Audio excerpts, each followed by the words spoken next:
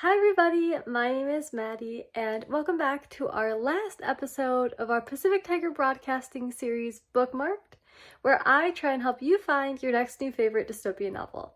So today, for our last book, we're going to be talking about a 2000s favorite that maybe you haven't read yet. It is called The Selection by Kiera. Now, this book is really cool because if you like The Hunger Games, you're probably going to like it as well.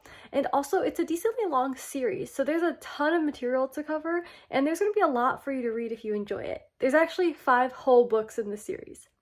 And so the plot of it is that it follows a 17-year-old girl named America Singer who is competing against 34 other girls for the prince's heart in a rigid, caste-divided system and society. So it's a really cool premise. There's a lot to cover today, but it's going to be really exciting, and I hope that you end up enjoying this book.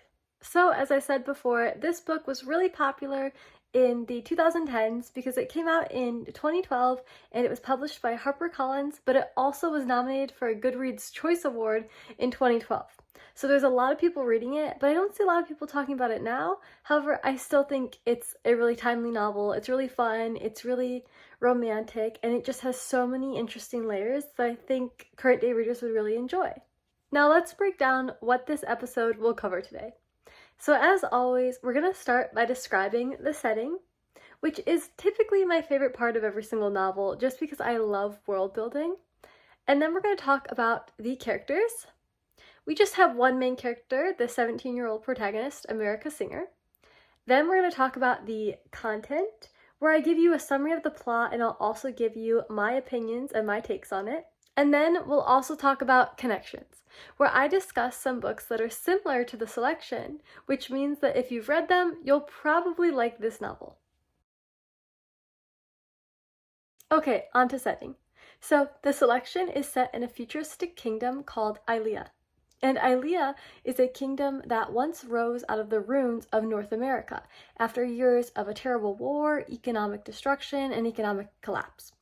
So this world feels familiar, but it also feels really distant because there's remnants of modern society and life as we know it today, but it's been warped in sort of a archaic caste system that divides everybody.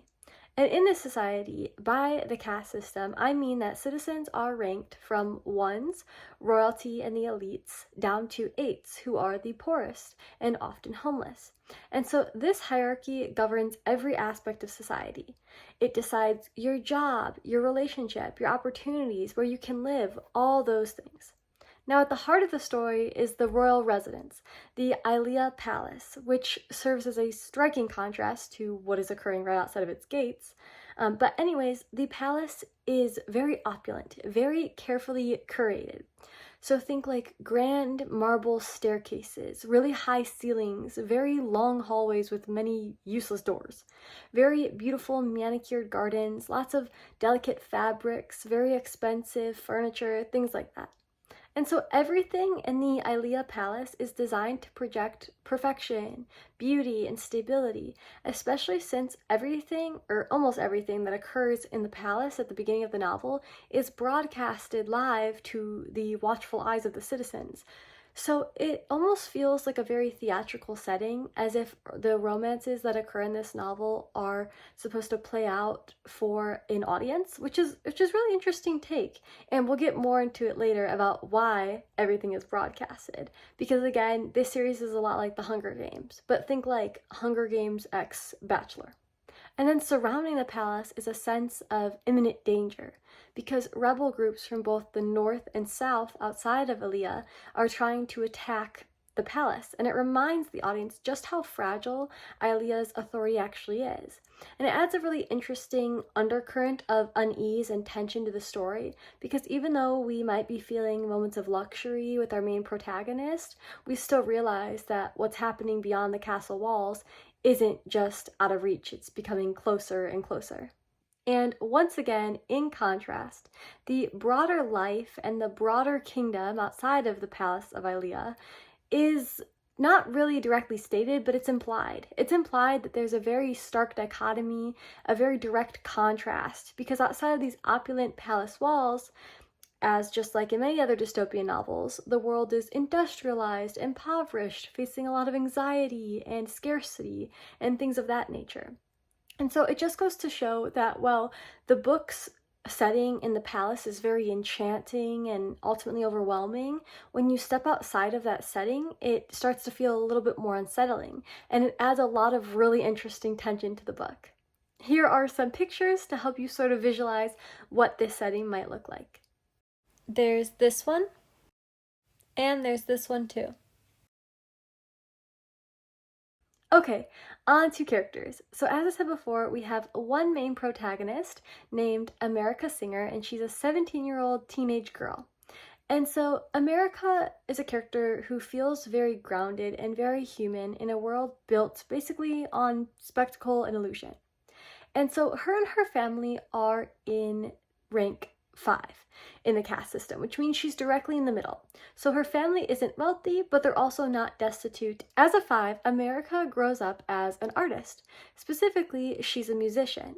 And this is because people in her caste system are expected to go into creative professions: artists, musicians, dancers, things like that. Now, her life before the selection, and of course we'll talk more about the selection process later, is both modest and meaningful. She tours the kingdom of Ilea with her family, performing as a band of musicians. But she understands both the dignity and the limitations in her role as a rank 5.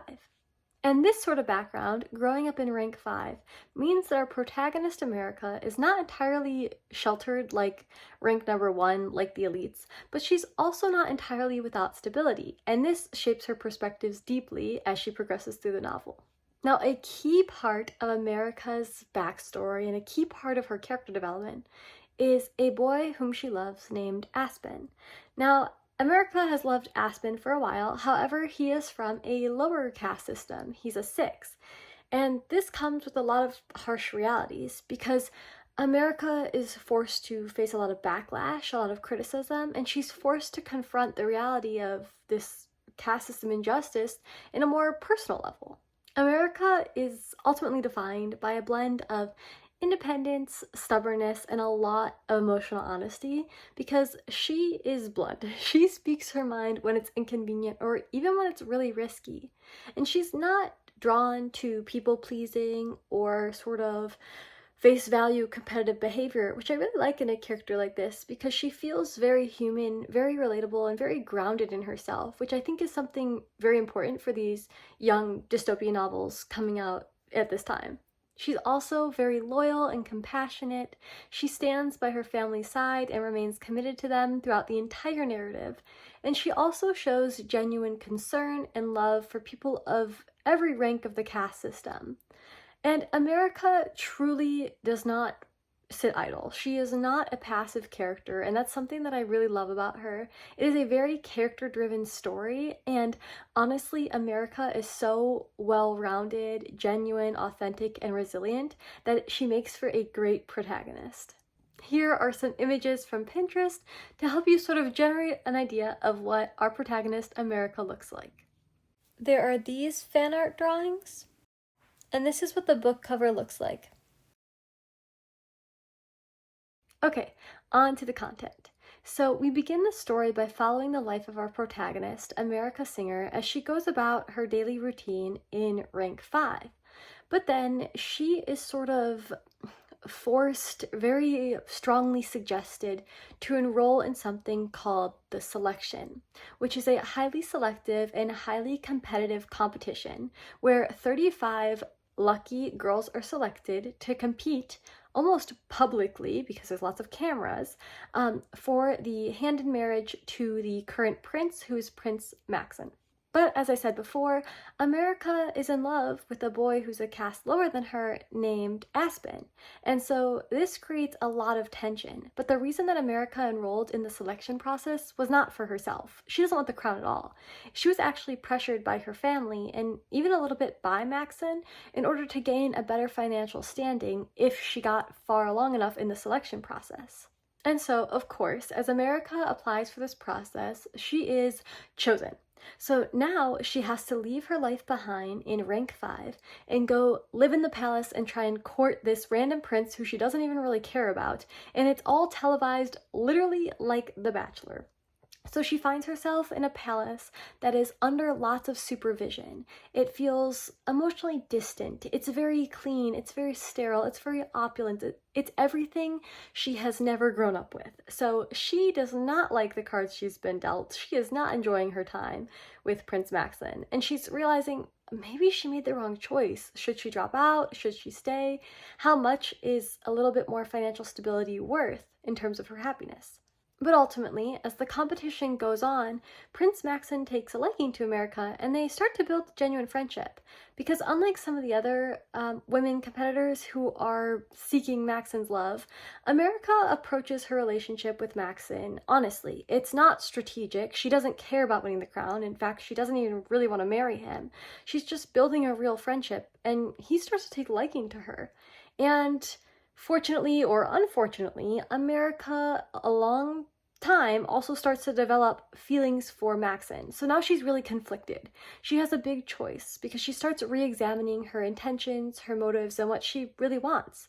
She has to choose between staying with Aspen, this boy that she's loved, who's a caste below her, or she can risk that all for a potential new life with Prince Maxen and fall in love with him, but he's everything she's never wanted, but somehow it feels right. So it's a really interesting internal conflict, but it's also paralleled by the external tensions of rebel groups, war, economic collapse, economic destruction, lots of anxiety, lots of scarcity. So overall, the plotline is really interesting and it's really quick. I think it's a really great summer read in a sense because you can go through it at a really good pace and it feels like you're just totally absorbed in the world and you're carried away by the storyline. And finally, the book leaves off with the selection process still going. America has made it farther into the competition than she ever thought, and now she has a very daunting decision to make. And the big question is, what is she going to choose? And the author said, you have to read to find out. That's why there's 5 more books. But anyways, I would rate the selection a 8.5 out of 10.